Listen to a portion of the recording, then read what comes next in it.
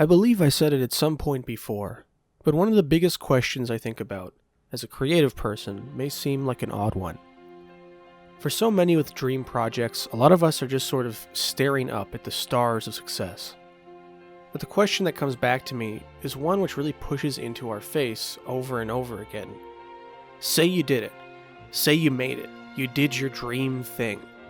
Not only that, it's recognized. A success, no less. A big one. Congrats. You did it. But now what? What do you do? It's not like history ends here, right? You are presumably still alive, unless you wrote Girl with the Dragon Tattoo, and the corpo overlords, who got fat stacks from your thing, will do what they always do.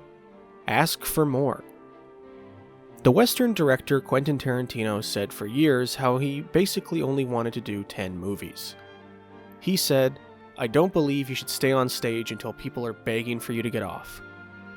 Now this sounds bizarre to us on the outside, considering how many of his films are seen as classics.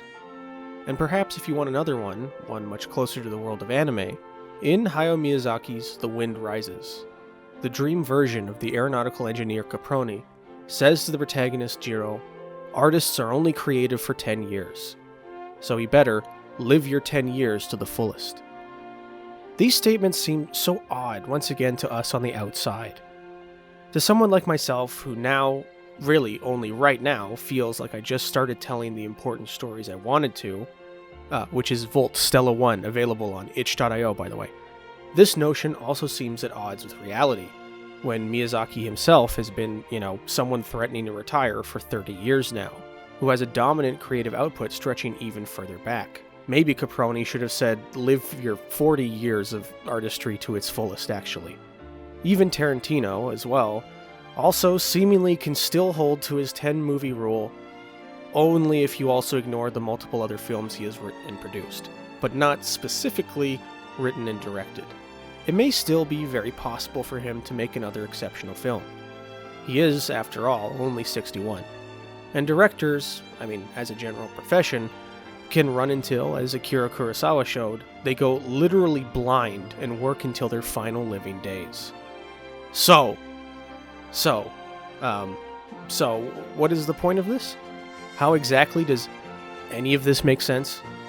All these artists telling us, even with success, that, you should just put a cap on things. Is this even a real rule? Does it make sense at all? Well, today's subject is perhaps a good illustration of why this notion exists in the first place.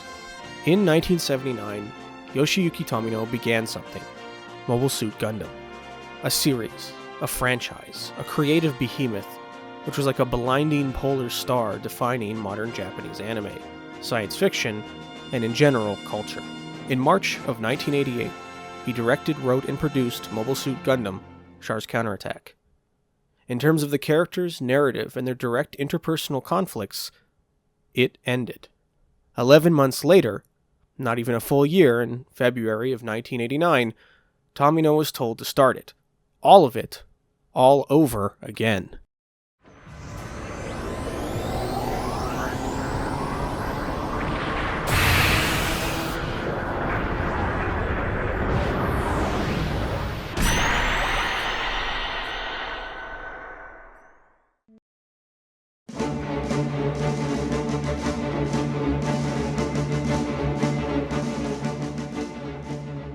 Before we get into the meat of things, first I need to give thanks to the fine folks who made this possible. Once again, Mark Simmons' fantastic website is an invaluable tool for recording the reams of production histories related to Gundam. This, and Victory's video, will be our last outing with his phenomenal effort, so a big thanks there. Another thanks should go really to the always useful Zeonic translations. I've used some of their resources which Mark Simmons have compiled in the past, but I've never really addressed them directly. They've been at work for 20 years, so another good thanks is in order. As well, in the past I have mentioned ZettaiJapan for getting me started on this series. Now I can finally say what that was. Nearly 6, or maybe it was just 5 years ago, he was working on a late UC video before getting busy with other creative projects. He sent me an initial starter list of research links when I said I would tackle Gundam. including Mark Simmons' website. So once again, a big thanks, as now, some 3 years later, I finally am making good on that promise. As usual, Konanne, who helps me directly with research, is also great, and had a lot of neat stuff to say that I didn't really know about F91. So, another big thanks to them. And of course, a final big thanks to all the patrons who make this video possible.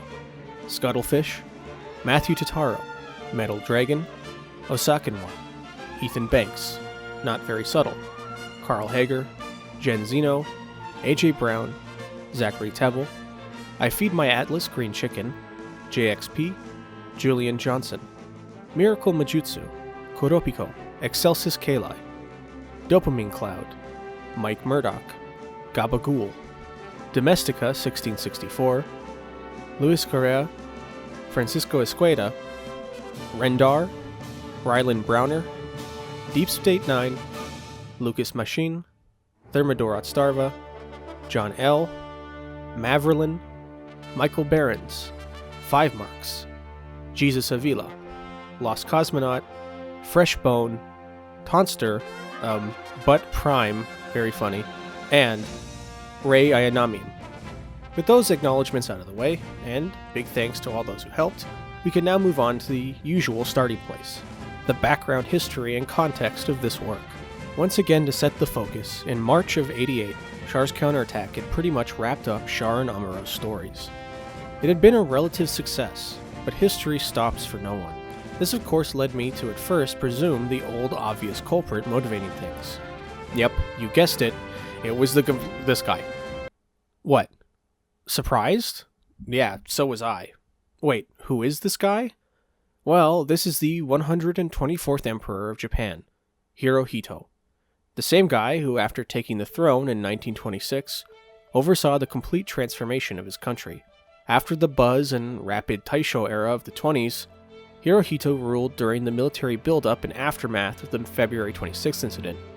He was in power and oversaw the outbreak and entirety of World War II. He, through radio, spoke to the Japanese people of their surrender on September 2nd, 1945.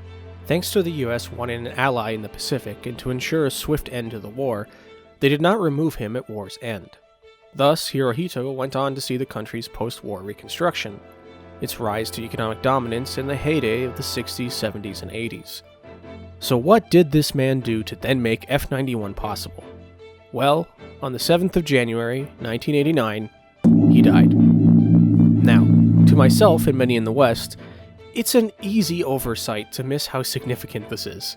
But the shifting of an imperial era in Japan has a lot of cultural pull.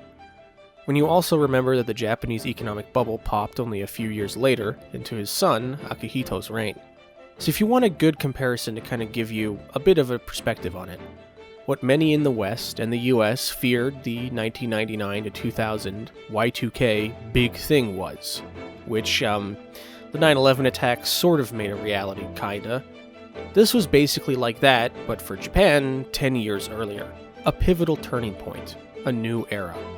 It was the shift of this era, fundamentally, that caused much of what would happen. You can hear it in Tomino's May 1989 F91 proposal memo. The next Gundam will enter a new phase, era, in the truest sense of the word. For this, we are writing out this proposal with a readiness to release an entirely new work. The most crucial factor is that there have to be powerful ideas and a universal theme. To this end, I would like to begin working on a second Gundam series, with consideration given to making everything new, the background setting notwithstanding, in order to dismiss the viewpoint of how older series were made.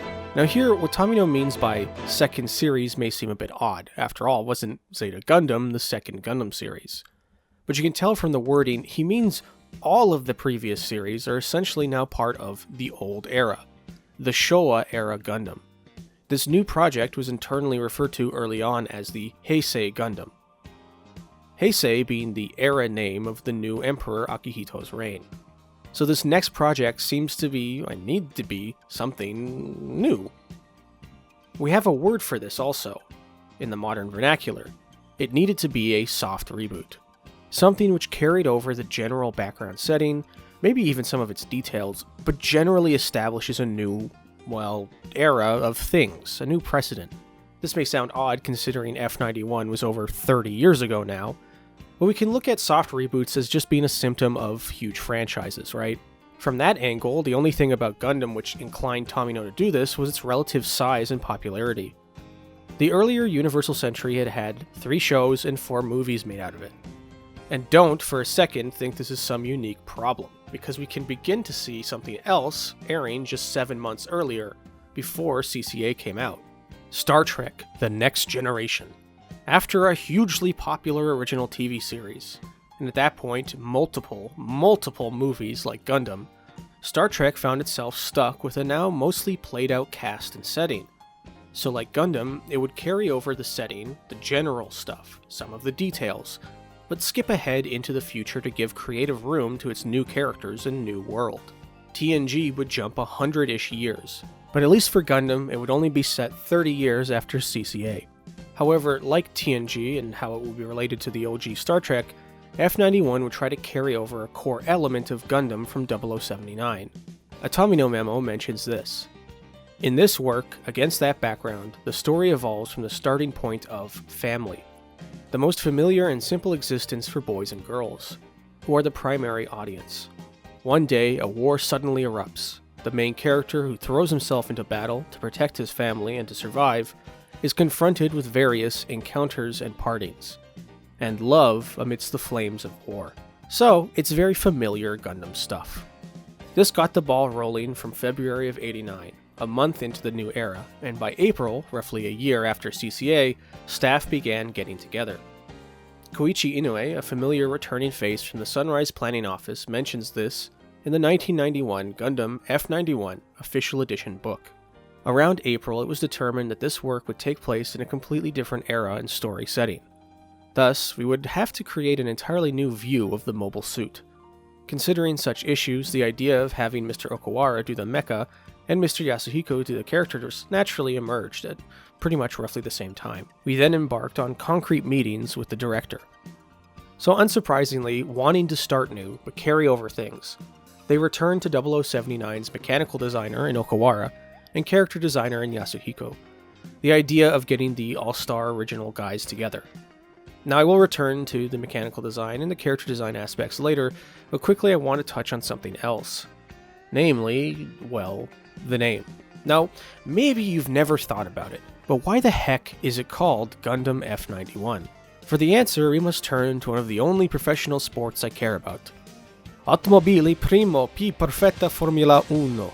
For those unaware, the motorsport of F1 is essentially a contest of both design and racing. The cars are built to a very specific, to a formula. The number one formula, Formula 1. Maximum performance, maximum speed. One day, I will do an in-depth deep dive on F1 and how it affected mecha, but for now, I want to emphasize something specific. Now here, I could just mention, F1 was having a big cultural impact in Japan in the late 80s into the early 90s. F-Zero, a futuristic racing game from Nintendo, would have its first title out in 1990. F-Zero was also used as a production name for a prototype design for the F91 Gundam. Also in 1991, future GPX Cyber Formula would debut, directed by Mitsuo Fukuda, who would later make Gundam Seed, but that's another story for another time. Generally, as you can probably guess, Japan was in swoon with F1. Now here, I could move on, but I am hardcore. So, I'll do you one better, and I'll give you the reason probably as to why this was all happening. You see, in the late 80s, a famous F1 team, one of the oldest by the name of McLaren, was struggling with building a car and finding a suitable engine. In stepped Japan's Honda with the RA168E, a 1.5-liter V6 685 horsepower engine. Together, McLaren and Honda would then go on to make the Honda McLaren MP4-4. Now for those uninterested in cars or F1, I'll use a Gundam metaphor here. In the racing year of 1988, the MP4-4 was basically the friggin' RX-78. And who was its Amuro Ray? Oh, alright, it was Ayrton Senna, one of the best F1 drivers ever. How good did they do that year with this car? Between Senna and his teammate Alan Prost, the McLaren Honda team won 15 of the 16 races that season. Senna was the number one driver, followed by his teammate, Prost. So yeah, it was that good. For Japanese folks in the late 1980s, a Japanese engine car, driven by arguably the best F1 driver at the time, had just obliterated an entire season with how good it was. So now, in 1989, Tomino or some other collection of staff members, looking for a cool name that needed to define a brand in a new era, looking for something cool as hell, something that would come out in 1991, happened to also be aware of all of that. That is probably why, as far as I can guess, it was called Gundam Formula 91, dropping the hyphen and shortening it eventually to just F91. So with that, let's go through some of the other fine folks involved who would make this possible. In addition to Inoue, Okawara, and Yasuhiko, longtime Tomino collaborator Toshimitsu Kobayashi would join, working on many Sunrise projects and multiple Gundams as an animation director. On the production side, Eiji Yamura would also once again contribute. Shuko Murase as one of the animation drawing directors is interesting, as someone who would later go on to work on 0083 Stardust Memory, as well as perhaps more notably being a key animation and character designer on Gundam Wing and Endless Waltz. He would also direct the very good Hathaway movie from a few years ago. Some other new folks to note would be Shigemi Ikeda, who first worked with Tomino on Blue Gale's Zabungle. They also worked on CCA, and was working simultaneously on the 0080 War in the Pocket OVA at the same time as work began on F91. Takeo Kitahara, another veteran animator best known for City Hunter and Lupin III, would also work on F91. The OST would be composed by Satoshi Kadokura, and his really only contribution to Gundam and it seems like most anime stuff. And yes, I know, yes, some of the tracks sound like Star Wars. Well, I've got bad news for you, Star Wars fans. John Williams, he wasn't 100% original in his compositions either. Kadokura, aiming for grandiose orchestral compositions, may have just been inspired by, Holst or other classical compositions, the same Williams pulled from. I think Western fans drawing parallels to Star Wars often forget just how much Star Wars itself wasn't the most original thing on Earth. To round out a few more names, let's also take a quick look at the voice cast. Seabook, our main lead, would be played by the late Koji Tsujitani. Another case of Sunrise double duty, as he's also Bernard Wiseman in War in the Pocket. Personally, I always think of him as either Tyler, of Irresponsible Captain Tyler, or at the complete other end of his talent range as Dewey Novak from Eureka 7. Cecily Fairchild, our main female lead, was voiced by Yumi Toma, another very, very prolific voice actress of Sunrise. She'd have a small role in Gundam Wing, Victorine X, and would also voice and act in later Tomino series Brain Powered, though my first memory of her voice is probably as Spinel's son in Cardcaptor Sakura. For the antagonist of Iron Mask, or Kurotsu Rona, Masaki Maeda would be the performer. A man with only a few anime credits, but interestingly the Japanese dub voice of none less than John Wayne, Morgan Freeman, Donald Sutherland, and even Frank Sinatra.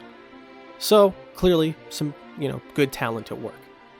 A few other names which I thought were interesting for the general voice cast.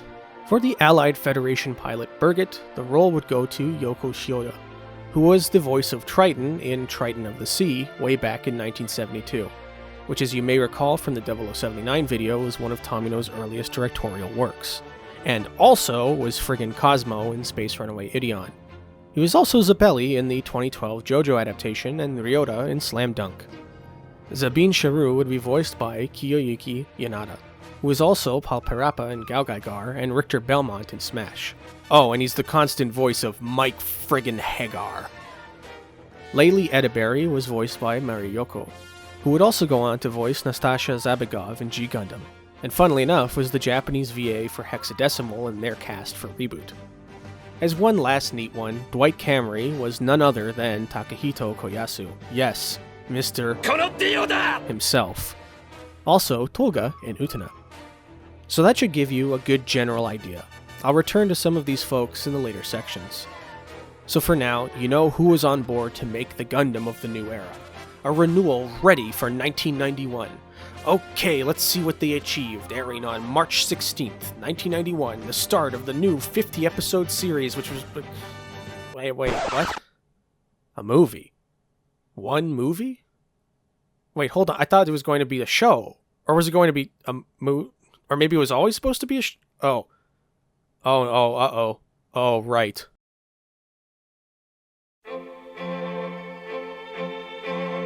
As you watch F91, it becomes quickly obvious something is very, very funky and off. For a 2-hour movie, the pacing is friggin' breakneck. Characters get rapidly introduced, sometimes only getting a handful of lines. Maybe they'll get killed off, or forgotten about completely.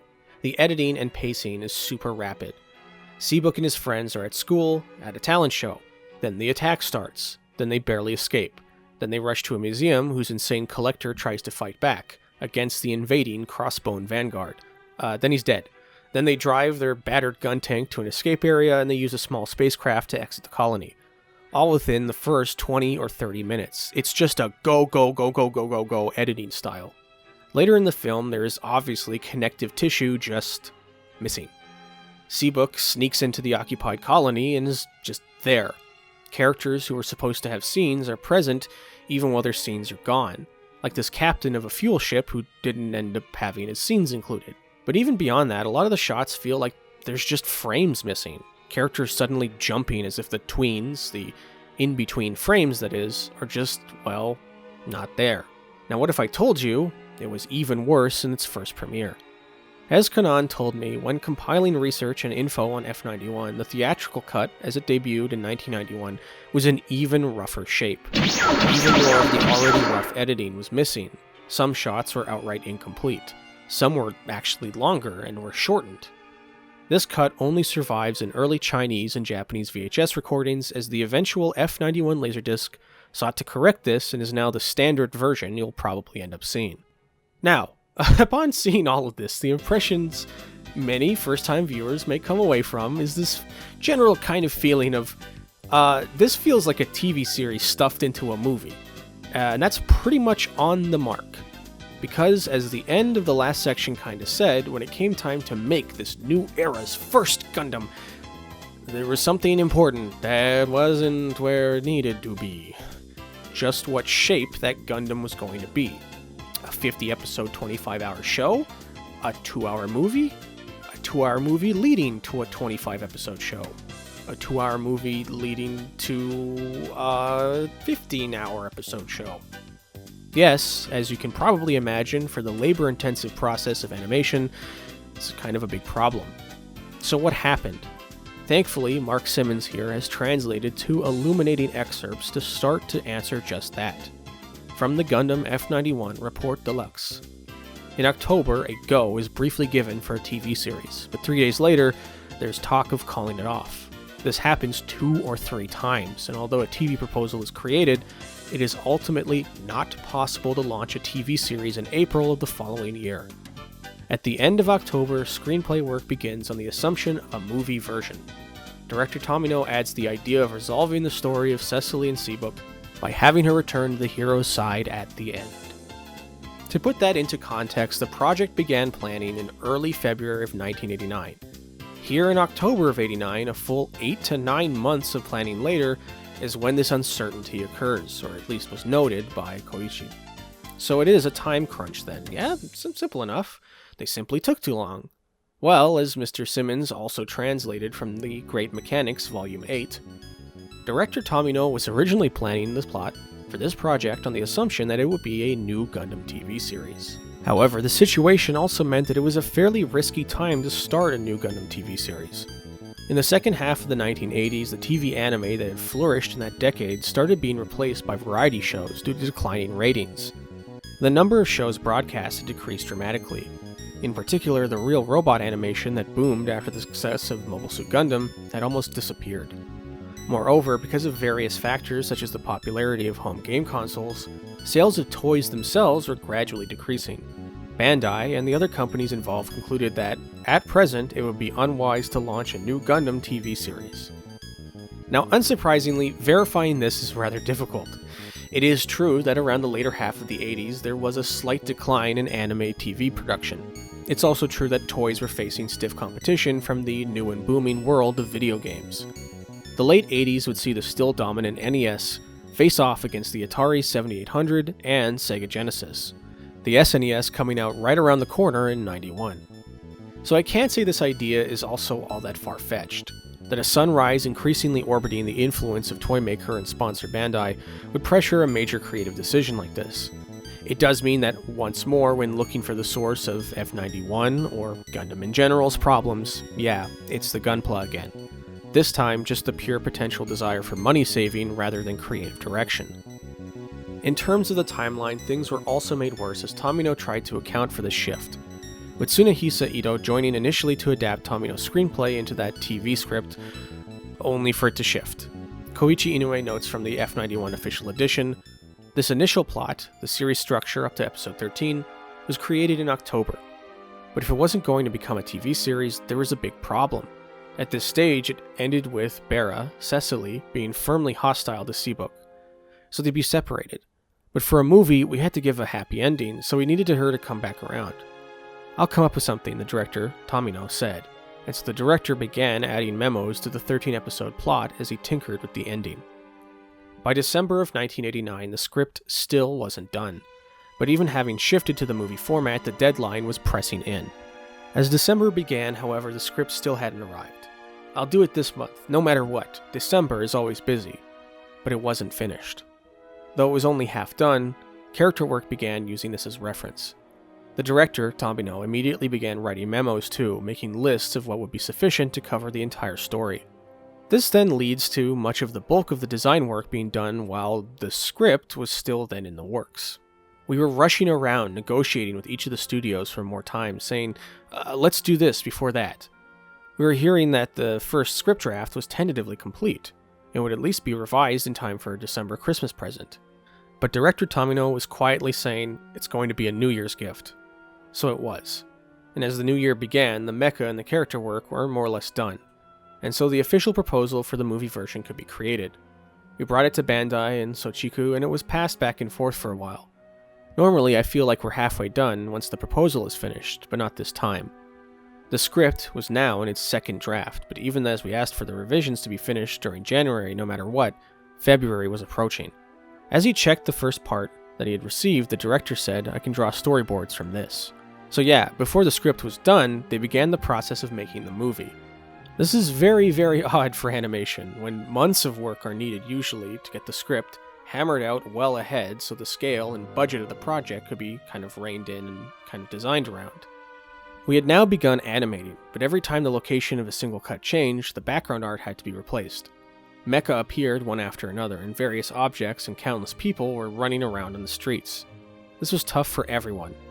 But nonetheless, Mr. Yasuhiko and Mr. Okawara were drawing at a very fast pace. I have to agree, F91, pacing aside, is also just very hectic. Characters are almost falling, tripping, and seeming to be hell-bent on getting somewhere even if they go there ass first. This then brings us now to 1990, and I especially like this next quote. There were also various fine details relating to background art, such as the additional detailing of warships, and the art director, Mr. Esqueda, couldn't keep up with them. It felt like a reception hall or a government office. Now, the translation is kind of a bit ambiguous here, but he could be talking about the actual locations in F91, which include government offices, or he could just mean that those locations are, very busy, like a busy office in terms of background characters, or a reception hall. Or he could mean the studio at Sunrise itself was so busy with corrections that it had people running back and forth like they were busy working at a government office or reception hall. Really, whatever you want this to be translated as, I think the meaning comes across very well. Then we enter the final stretch around late spring or summer 1990, where, in desperation, Tomino holds a meeting. Yet another problem arose in June. The director had finished storyboarding and asked the question, what should we do for the ending? I'm still not satisfied. He said, I want to make flashier scenes for the movie. He invited everyone who was available, including the art director, producers, and unit directors, animators, and Mr. Nishino, who later joined the staff.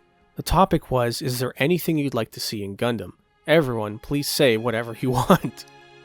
So most of the final act of the movie, complete with homicidal destructo saucers and rafflesia, ended up kind of being the product of joint contribution. It does make me wonder if Tomino had been more open to contributions earlier from others, then the process could have gone more smoothly and the script could have been carried out earlier. Konanne had a very good comment while going over some of the final research bits. Namely, that as a project you essentially had the very marketable notion of the original three, in Tomino, Yasuhiko, and Okawara doing directing, character, and mecha design on F91, just like on 0079. But in execution, Tomino, as we just went over, struggled to finish the script. Okawara, who was very productive initially, fell ill and had to have others come in to help finish all the required designs. And Yasuhiko, well, as the F91 remastered box notes, Yasuhiko. The reason I wasn't interested initially was that my impression of working on Zeta Gundam was so bad. On Zeta Gundam, I did the job with the sense that I was supposed to simply draw the characters without having a single meeting, and that way of working really didn't make any sense to me. So I replied, if I'm doing this job, it would be better if we had a proper meeting. As a result, we ended up discussing where I could meet with Mr. Yoshiyuki Tomino. So I think dysfunctional may be the most appropriate word to describe the state of the all-star members.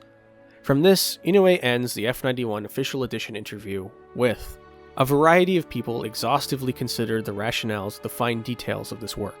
In fact, precise explanations were devised for all sorts of things you see on screen. Of course, making animation is a task that proceeds by creating one picture after another. It's the product of intense concentration by countless people. The drawing staff, the painting staff, the staff who put it all together. However you choose to define it, the best way to reward them, I think, would be for you to watch and enjoy this movie. The movie ended up finishing its production for March of 1991. But this also then kind of leads me to my main problem. Trying to review F91 is very, very, very, very difficult. Because in execution, it's not a fully formed thing.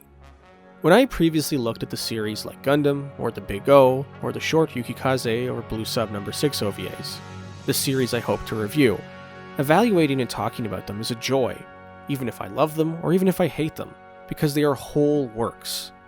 Trying to review F91 kind of runs me into this problem where, from its unfinished state, it's hard to really give it a fair evaluation.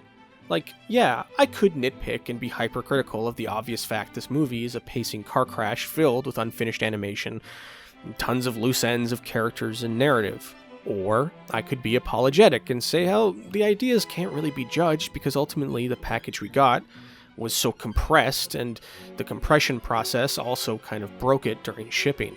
I'm not even the first guy stuck in this kind of odd position. In 1993, the Mobile Suit Gundam Char's Counterattack Friends Association book had several fairly famous folks say pretty similar things. Now I wish I could quote it directly, but it's kind of a hard as hell thing to get a hold of, so please forgive me if here I just use the Japanese Wikipedia's F91 page as extracts. A small niche director you may know as Hideaki Fire Safety Anno called it a weird movie, noting that it betrayed a poor trust between Tomino and the animators. Anno also thinks Iron Mask is quite directly a depiction of Japanese honor-bound shame, perhaps even Tomino's at the result of the production. Kunihiko Utena Ikuhara saw the film as Tomino's desire to be beaten by a young talent, while also seeing Iron Mask's shame as representative of Tomino's himself, hiding regrets from the production staff. Perhaps the themes of adopted main characters in Cecily and Seabook represent Gundam as a whole being adopted away from Tomino by Sunrise. And Mamoru Basset Hound Oshi saw it as an awkward thing for the then 50-year-old Tomino to be injecting himself into a story and world of young people again, and failing pretty badly, seeing the end result as lukewarm. As you will no doubt notice, all of them pretty much ended up psychoanalyzing Tomino, and in my opinion it is no doubt because the work itself is so incomplete. I have to admit, even myself, just having rewatched it to make this video, also began mentally somewhere around the second act to start drifting into thinking about the nature of Tomino, because it's really the only thing I could think about evaluating. Is this work some commentary on the new era for Japan, and Japan's relationship with aristocratic elitism? When the thing itself is so kind of busted up that pretty much everyone who watches it instead ends up thinking about the guy who made it, and what he was going through, I think you can probably get the gist of my issue. So, here is what I will try to do instead. In the next sections, I will try to walk a very fine, difficult line, given what we have, given that I love Gundam and I want to do it proud. Given what I know about Yoshiyuki Tomino, given my previous in-depth videos, I will try to give as fair a shake as possible and evaluate the elements as they appear. It will, unfortunately, partially be conjecture, but it will partially be what I can concretely lay out from interviews. It will be, warts and all, Mobile Suit Gundam F91.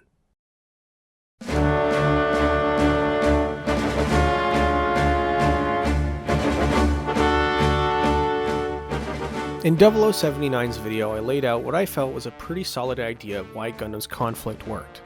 How it used SF concepts to ground what was really a historically referenced war. Going from that to transform it into a resistance in Zeta. From that angle, I think it's a good place to start. Now as far as the SF stuff goes, it's about as good as it ever was. The ship designs being largely carried over from CCA on the Federation side, and the little space boat the protagonists travel in are great. Additionally, a lot of the work put into the real 3D colony model, which was to be composited into the exterior shots, is also admirable. Inoue notes how it gave them a great sense of scale and framing to understand the production of the scenes. What should we use as reference for how we build the three-dimensional model? If we build it normally, the mobile suits would be only millimeters in size. By this point, the art director, Mr. Shigemi Ikeda, who had worked on Double Zeta and Char's Counterattack and War in the Pocket, had joined the project.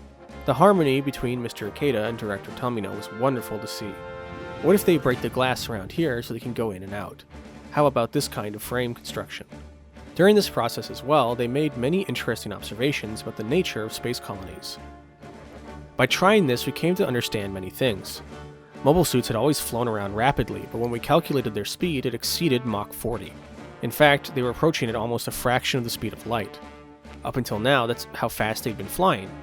Only a few seconds elapsed between when the colony first appeared as a dot and when they zoomed up to it and landed on its surface. This was actually a terrible lie.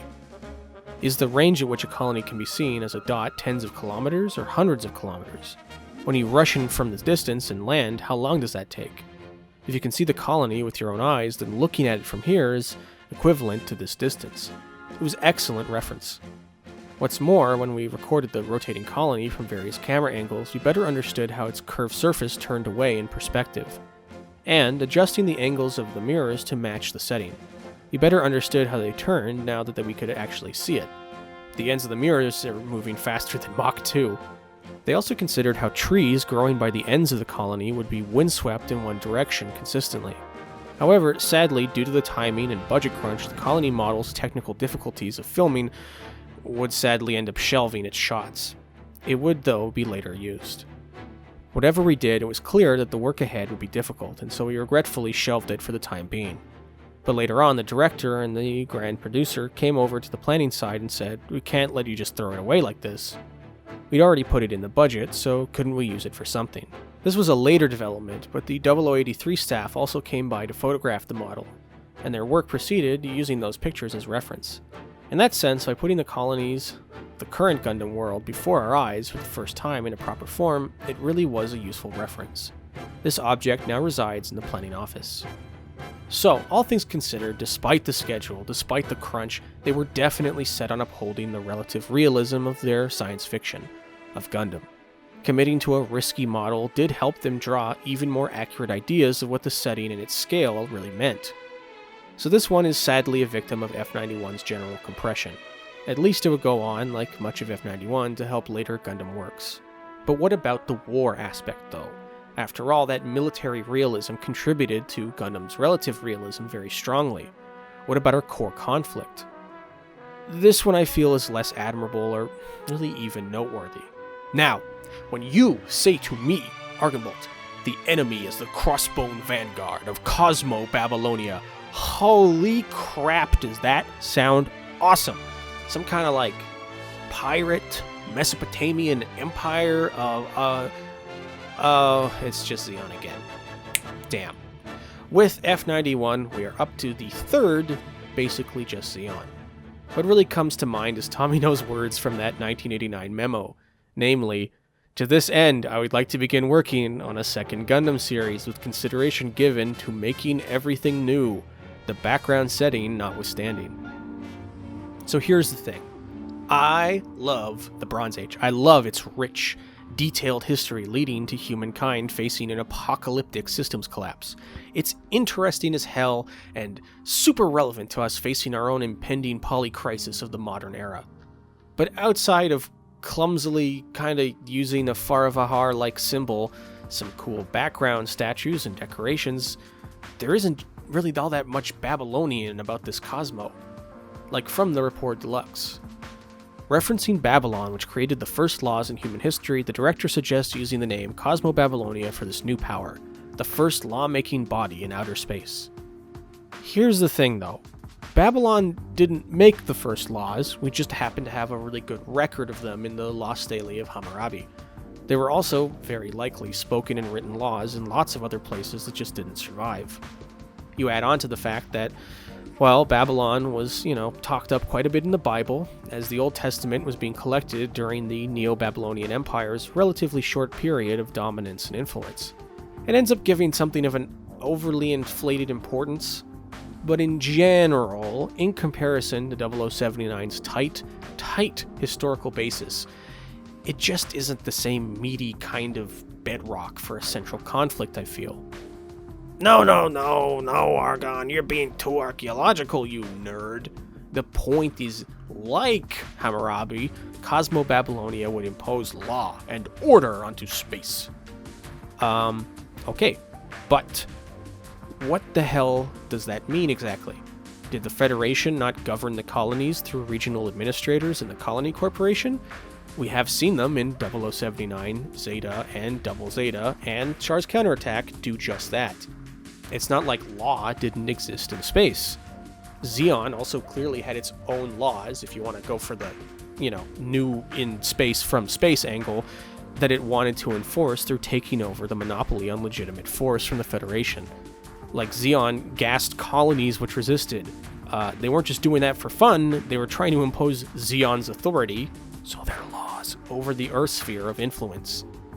No, Argon. You see, Yasuhiko notes this from the F91 remastered box. This emphasis on family and blood relations with a focus on aristocracy was something I thought hadn't been discussed on previous Gundam works. Instead of depicting the somewhat vague concept of new types and old types, we were bringing on the subject of aristocracy. My lasting impression was, we're talking about family equals aristocracy. So it's really about a space aristocracy. Do you not remember Garma's party in 0079? There sure were a lot of Zeon aristocrat-looking types there.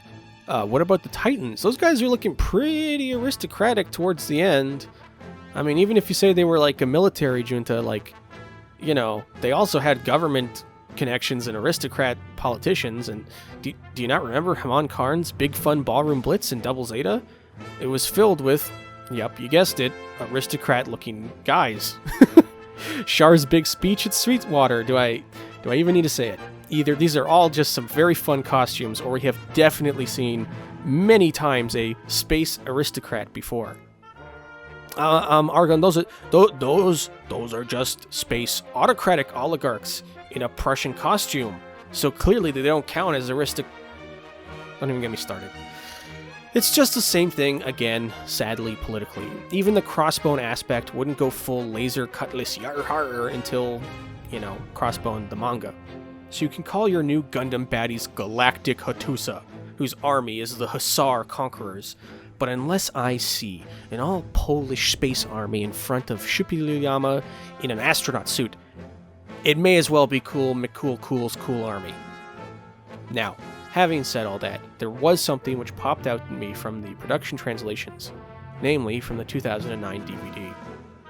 In the setting prepared for TV use, which never saw the light of day, in the movie, there was a religious organization called the Cosmo Crux, with Maitsa's niece, Sherry Rona, as its figurehead. Its purpose was to convey the spirit of Cosmo aristocracy under the guise of a religion. Now, this actually would be kinda neat. Religion in general is actually weirdly sparse in Gundam. It's often just a background element. A religion used as a means of authenticating a new political movement has some interesting implications, and some historical parallels. But, as those already familiar probably know, this wasn't used here in F91. It was recycled into what came next, Victory Gundam. So really, the only thing you can take away from F91 maybe is that, considering its setting 30 years after CCA, the main material conditions which caused Zeon's war in 0079, which caused the rise of Zeon before, have not fundamentally changed. it's still skewed to the Earth, and space-based regimes just kind of pop up. Kind of like it's, I don't know, Space Africa, or Space South America, perhaps. Now, is this against the rules? You know, Amuro did say in Char's Counterattack it would take a while to change people after all. I can't say F91's world, you know, had to be better. But what I come back to thinking on these things about is really the ending of the original series, of the White Base's crew welcoming Amuro back after the hell of the Battle of Albaoku. Hell, even the ending of Zeta or CCA. That kind of hopeful optimism Tomino wanted to convey. With each new Gundam still set in the Universal Century, the hope and optimism of those endings is watered down further and further. A growing sense that nothing changes emerges. The status quo is set. Fundamentally, one huge criticism I can level squarely at the very notion of a renewal of Gundam, still stuck in this Universal Century, is that in making any of these and not showing some kind of monumental cultural shift, a lot of that hope, hell, the point of all those human sacrifices, as Amuro put it, grows more and more pointlessly useless. Now, one thing, which in comparison did change in many odd ways, is our returning namesake, the titular mecha, the mobile suits, and directly in the starring role, Gundam, Formula 91.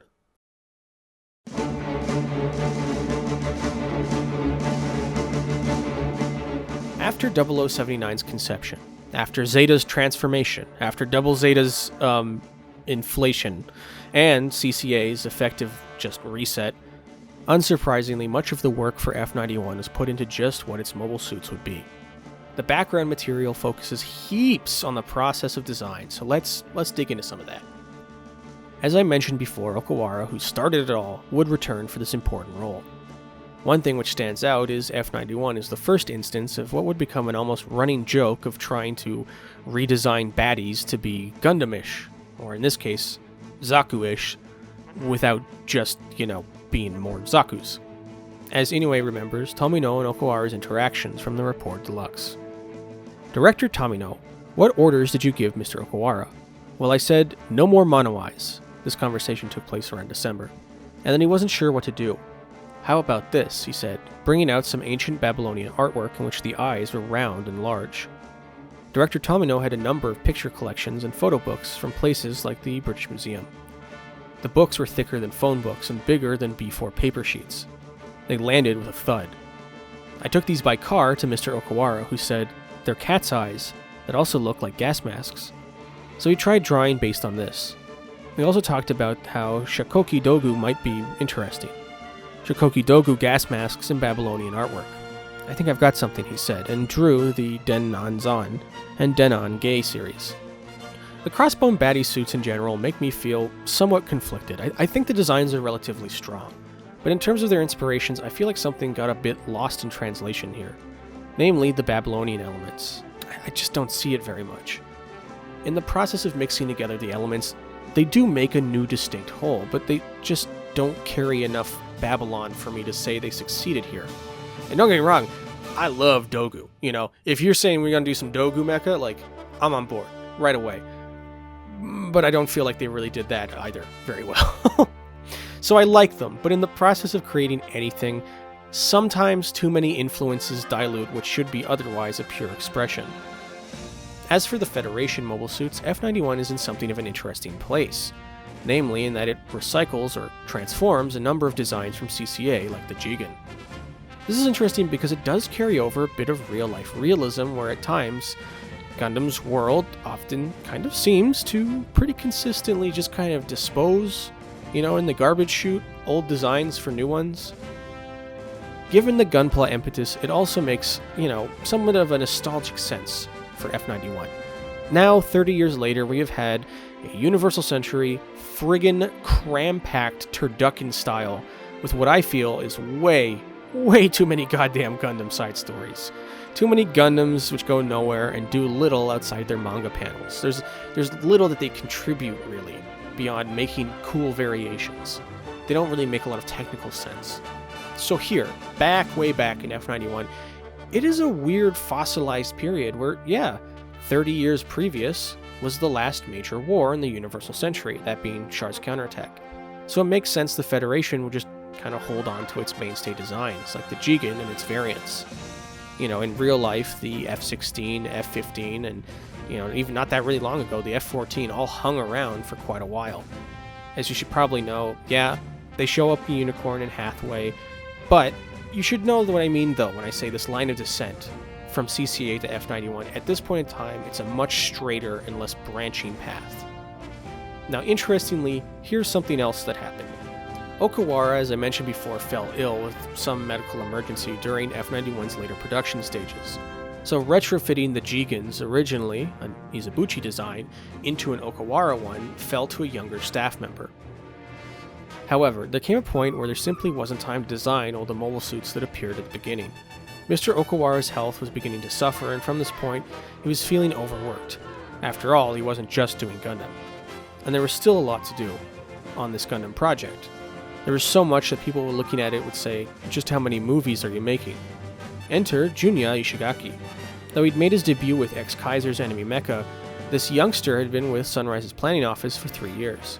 As he assisted Mr. Okawara with his work, Mr. Okawara in turn cleaned up things that Mr. Ishigaki drew, and now Okawara was training and guiding him as a mentor. Anyway, we requested that Mr. Ishigaki simply remake the Jigen.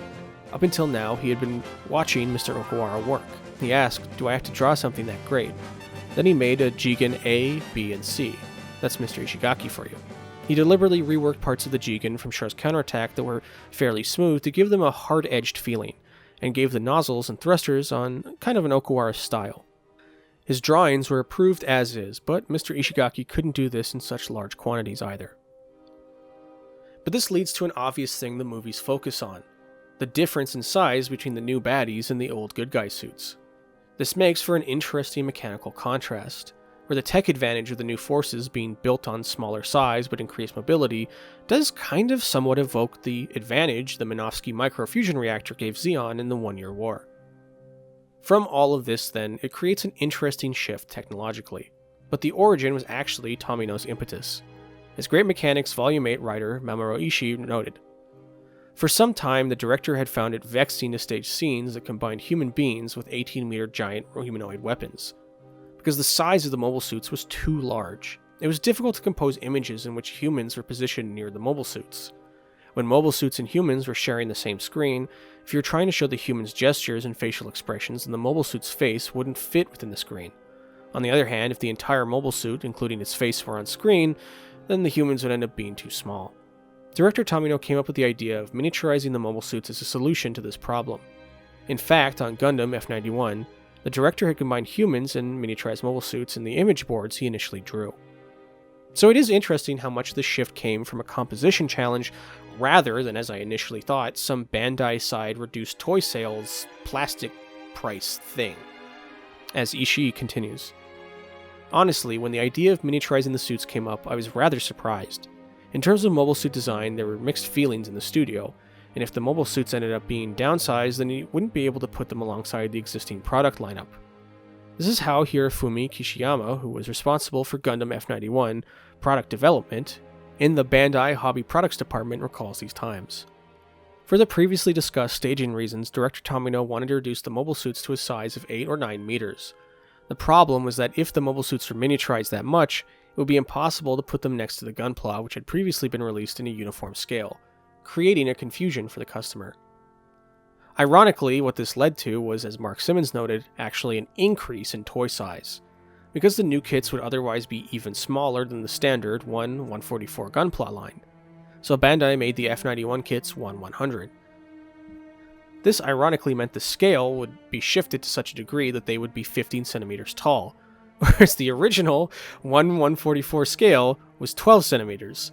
So, yeah, they got smaller in universe, but got bigger in plastic. Sadly, when it came to the F91 itself, the rough schedule impacted the timeline in which it could get done, as Inoue notes. It's finally time to discuss the F91 and the Vignagina. As I previously mentioned, the creation of rough drafts of the F91 essentially began in April, and by July or August, Mr. Okawara had completed an attractive design. Then a problem arose. It wouldn't have been a problem if there were a new program in the spring, and at that time we were planning to release a new Gundam to the public in April of the following year. That is, April 1990. In that case, the Gundam works would continue, and until then there was War in the Pocket. But when the project became a movie, it was postponed a year. There would be a 1-year blank. Then Mr. Okawara said, Bandai asked me to create some kind of Super Gundam as a culmination of Gundam. I've been drawing it, but the concept is similar to this one. At the time, he was working on the F91 that we had requested from him, so this one was simply called New Gundam, that he had previously thought to use. Since we had no other choice, we talked to the director and our grand producer and decided to repurpose it. So what Okawara came up with was the Gundam Formula 90. Then, because F90 would be a movie and not a show, this ended up delaying it, which then required a stopgap design. That one. Further, from the same interview. Since the 91 would appear in 1991, it seemed fine to have an F90 that would be released in 1990. In short, we decided that 91 was the first F9 unit. The F9 would be a Gundam series developed at or a different place from the previous RX line. Thus, Director Tomino came up with SNRI, and we went ahead with the F9 idea. Since there was a first unit, it made sense that there would be also a prototype, so the F90 would be the Unit 0 of the F9 type. In other words, it was the testbed prior to receiving the number 1. In the development of real-world aircraft, the X series are purely experimental aircraft for technology development, while the Y series are test aircraft for practical use. There was a YF-17, 14, and 15. There was also an X-15 in the X series, but it was used only for technology development, to find out how much speed could be produced by attaching fins to a rocket. As you can see, it was very much a bit of a patch job dancing around the production issues, but there were some very interesting real-life ideas being applied. But this then ran into, for various reasons, the Gundam alone had fallen further and further behind schedule. We began animating in February, but the Gundam still wasn't ready. I went back and forth between Mr. Yasuhiko and Mr. Okawara, and somehow managed to get it from Mr. Okawara in May. By that point, Mr. Okawara's health had become extremely poor. This then left the rest of the big final designs to be finished up by others, with Okawara's medical emergency probably being stress-related. Ishigaki in particular had to rough out the rafflesia and bug mobile bits until Okawara was better enough to come back and try to at least finish them up. Also, all of that was a byproduct, obviously, because the ending wasn't written until much later in production. So from that troubled process, what do I think of the F91? Well, it's cool. But it's also very much stuck with the curse of all follow-ups. Namely that the audience simultaneously wants more of the same, and also something brand new, in F91's case. So it lands much closer to more of the old. But I will applaud some of the detailed work they put into justifying its cooler elements. Then there was the matter of the Gundam's duplication. That was really troublesome. This was at the February stage, when close analysis of the Gundam itself began. When Mr. Okawara first created the F91, he expressed the opinion that he'd like to have it be multi-layered in armor. When it was hit, the surface would slouch off in kind of like sunburned skin, producing the next action. This was a further evolution of Chobam armor, that is in real life, tank armor. The impact was diffused across the entire surface, and only the outer layer was shed. It would only be as thick as paint. Here, I will fully admit, after images with mass is such a cool phrase, it's stuck in my head for years after seeing this movie. But that good old relative realism was also at work within the ideas of the general Gundam design. In space, you'd need a catalyst to dissipate high heat, and when this was emitted, it would remain in place. This would be some kind of extraordinary microparticle left behind along with the path of the Gundam's high-speed movement. If this emission were intermittent, like a thermostat turning on and off, then it might leave after images. When we were considering this, the director said, well then, it's a phenomenon where the surface membrane peels off. Yes, something like that. Then it's settled. We can do it with a clear conscience. We already have Minovsky particles, so the rationale works. Later, we decided the color would also change slightly depending on the temperature at the time of emission. Likewise, in the beam flag, particles of precious metals like magnesium are released into the air and then a laser is fired into them. As they burn up, they leave a flag behind. Assuming that the same thing is happening in the Gundam's exterior, then it's feasible if we think of it as a kind of ultra-high temperature plasma rather than a beam. In that case, Gundarium alloy might be really durable metal, right, director? Yeah, it's durable, he said. This is the future, isn't it? And that's how the F91 was completed. Perhaps as one more detail I like, the VSRB back blasters are pretty neat. Really, the thing about F91 is that, while the Gundam itself didn't really get a ton of room to do much, a lot of its design did end up in many later Gundam works. Gundam X and Seed both inherited a lot of design details. Also, its face is, yeah, why not? You know, it's kind of funny. Perhaps to round out this section, I think I also want to focus on something which I did notice from F91, which later works didn't replicate as much, namely the use of squad tactics. Now I know some of this is just, budgetary. It's expensive to show, that is animate, multiple mobile suits. But broadly, a lot of mobile suit battles do boil down to essentially one-on-one duels for the most part, only intermittently broken up by a few groups kind of broadly firing at each other. Even shows which firmly tried to focus on it a lot, like OHMS Team, did end up resorting to one-on-one fights more often than not. Here, Inoue had another interesting comment. Various ideas then came up for Mr. Nishino, for example, trying to show team battles. Up until now, mobile suits just flew around attacking and exchanging shots one-on-one. This time, the mobile suits should be in formation, with several machines acting together. One could deliberately attack as a decoy, or the commander machine could be constantly watching over the other two, which would intervene when it was in danger of being hit. He thought it would be interesting to add these nuances. Come to think of it, up until now, we had simply had commanders, and they hadn't done any of these kinds of things. As it happened, at just that point, the director went to see the filming location of the movie, Heaven and Earth.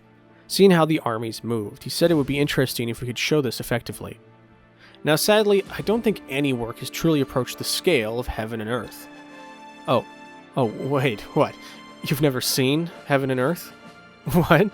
You don't know about the movie depicting one of the largest battles of the Sengoku Jidai, the Battle of Kawanakajima, where Uesugi, the Dragon of Ichigo, Kenshin, fought against Takeda, the Tiger of Kai, Shingen? The movie, which needed so many horses for its battle scenes, it actually just filmed them right here in Canada and Alberta. Copyright Toei, 1990. Well, it's an okay movie. Sadly, for its part, Ran and Kagemusha are kind of better for their characters and kind of presenting the visuals of their scale. Where was... Oh, right, yes. As hectic and as rapidly cut as the battles are in F90, it does do a fairly good job of team coordination. It's something I think I will keep more of an eye out for in later works. So, now you should have a good idea of the mechanical design and how it worked out through the hectic and arguably pretty rocky production. I think in comparison to the setting, it was, relatively speaking, interesting enough for another outing in Gundam's world. More time would have been nice, but alas. With that, we come to the core of what resides within those mobile suits, the characters, and perhaps the best ideas F91, sadly, really had to offer.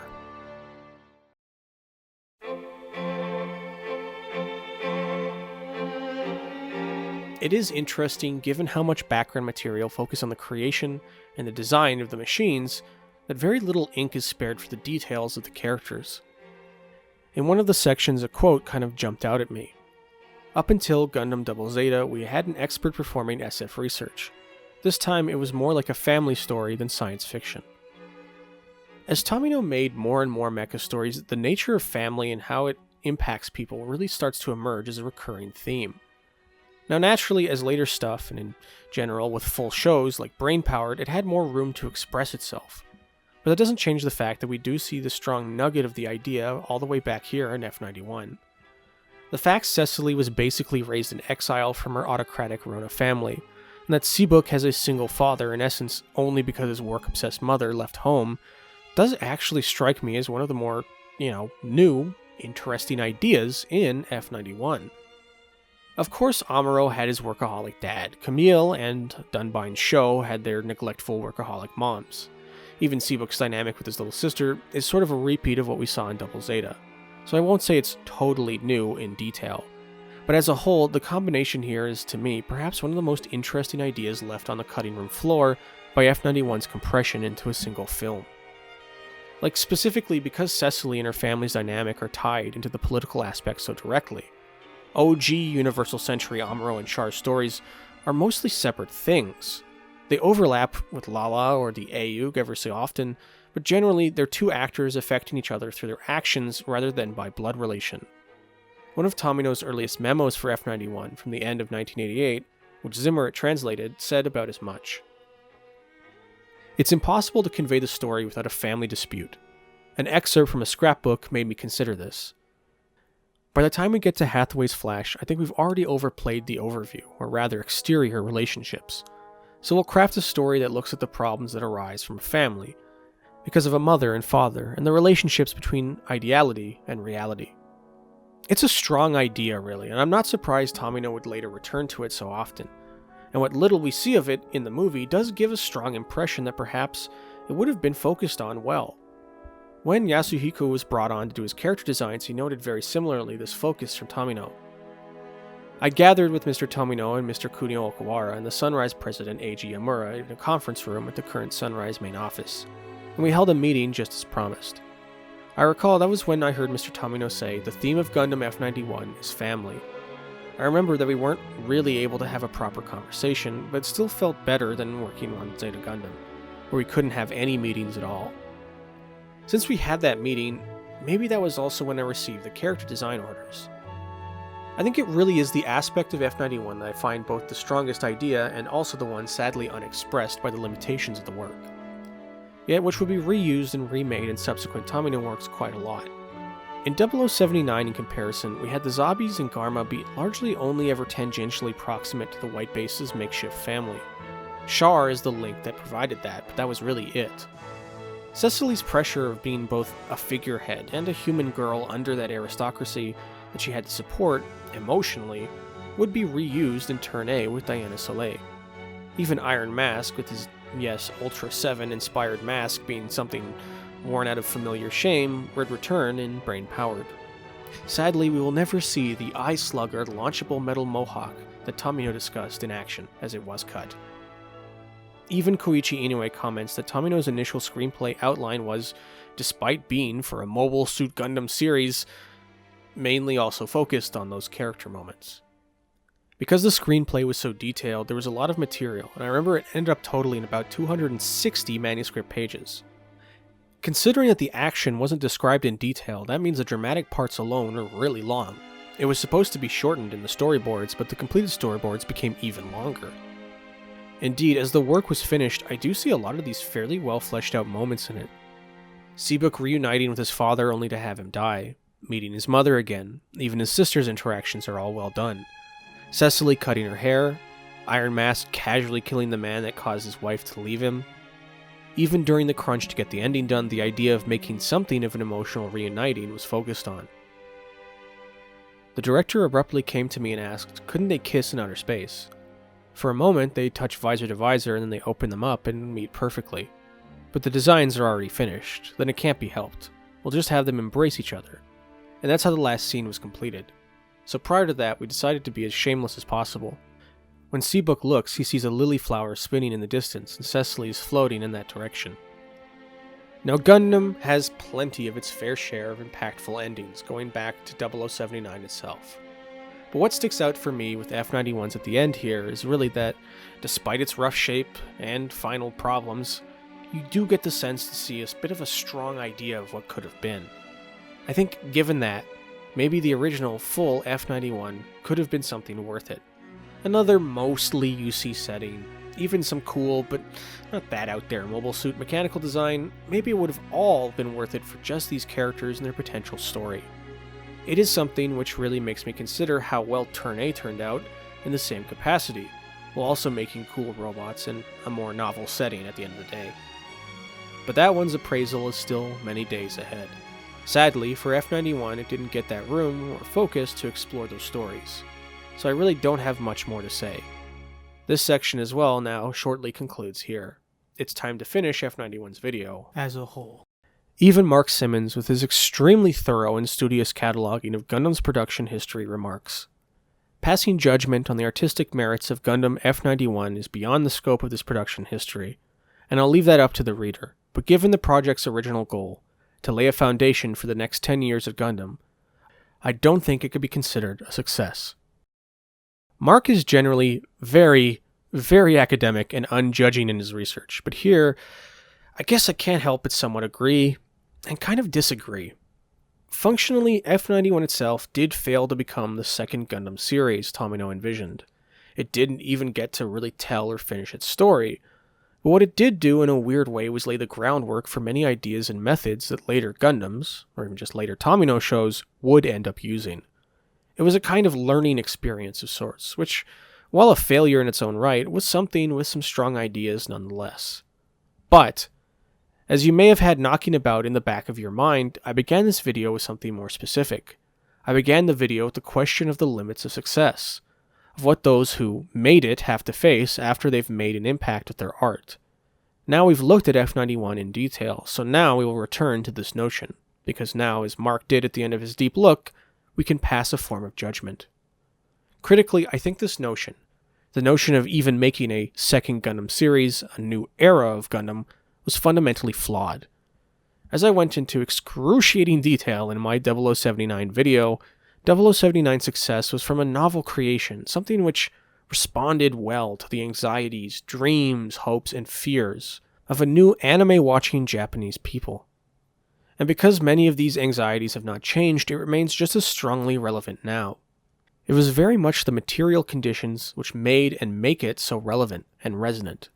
You can't replicate that, though. No art can. Art and artists are the product and response to the material conditions of the time they come from. The Matrix was a massive success, yes. It responded to a growing anxiety of technology, yes. It showed a dystopian, cyberpunk future, yes. But it also exposed Westerners, probably Midwesterners, to the cinematic conventions of Hong Kong wuxia movies. Like Gundam, The Matrix was a massive hit because of the material conditions of the time. So am I saying Gundam F91 is kind of like the fourth Matrix movie? Well, yeah, kind of, I guess. Both are haunted by their previous success and by the conditions which originally created them. But there's something more to it, really, and that really is novelty. Before 0079, there wasn't a Gundam-like massive popular thing. There was Yamato things, the James Bond franchise was a thing, but specifically the Gundam thing hadn't existed until then. So then, from that, really, to be something as big as the original Gundam, after Gundam, but still being Gundam, is a bit of a paradox. The audience already has a standard exactly because Gundam was such a big deal. This isn't even all that long a period afterwards, right? It's only been roughly 10 years, a little over 10 years. When the next massive mecha work, which arguably could rival it, took off just 5 years later, in October of 1995 with Neon Genesis Evangelion, it worked because, like 0079, but not exactly like 0079, it was something new, something novel, a recombination of art that resonated with those who watched it, the audience. But this isn't really exactly what I began with. You could say these things, art is a product of material conditions, or novelty is a bitch because, man, it sucks to follow up a great first act. What I really began with, though, was artists. So let's zero in and end on them here. As the 90s would show, there were still Gundam, like Gundams, which did an amazing job transforming Gundam and really saw popularity for it. G and Wing would do very well, and they'd see huge success in America with Toonami. It was really the thing that introduced a lot of Westerners to Gundam. The OVAs would carry on the Universal Century. Hell, there's been one right in front of us the whole time. It was the one whose production overlapped with F91's War in the Pocket. But what sets those apart? What did those all have in common? Tomino wasn't really present for them as a singular creator. Not until Turn A, some 8 years later, Yoshiyuki Tomino himself was in essence the cause. He had said what he wanted to. He had shown Amuro and Char's story. He had tried to move past it once in Zeta, twice in Double Zeta, before giving in and returning to conclude it. This goes to something deeper about art, which I'll tell you right now for free. Great art takes time. Very recently, the amazing, amazing artist David Lynch sadly passed away. In his whole life, he only made 10 full-length films. The gaps between them were sometimes multiple years. He directed the show Twin Peaks, he made some other art, but broadly speaking, he only made something when he felt he had something worth making. If we look at Quentin Tarantino, we see something ultimately very familiar. Even Miyazaki's rapid output has gaps of 3, 4, 5 years or more. It takes time and life to live, to build up experiences, to build up ideas, to have passions for something that you feel just isn't out there in the world, something which needs to be said. How to say it, ideally, how to say it well.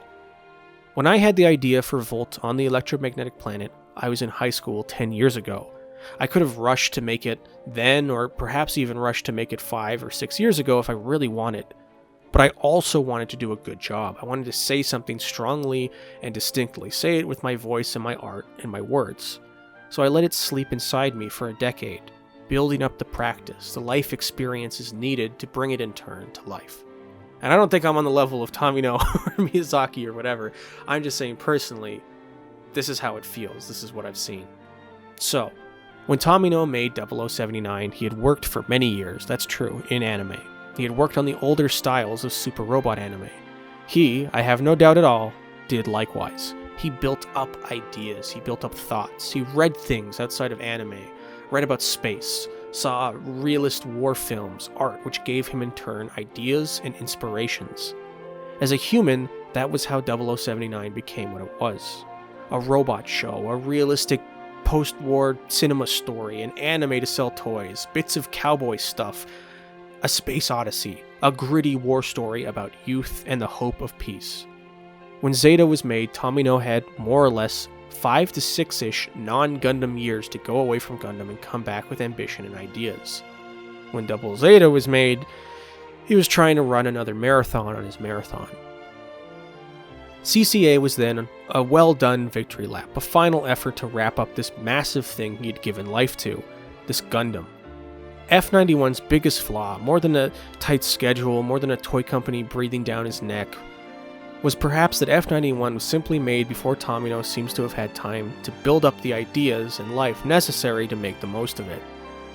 So do I think artists only have 10 good years? Do I think Tarantino should stop at 10 films? No. But I do think that maybe sometimes you need 10 years of other work, other life, to make something really great. Turn A Gundam showed about as much to be true for Tomino. F91 shows what happens, though, if you don't get the room to make the greatest thing too soon again.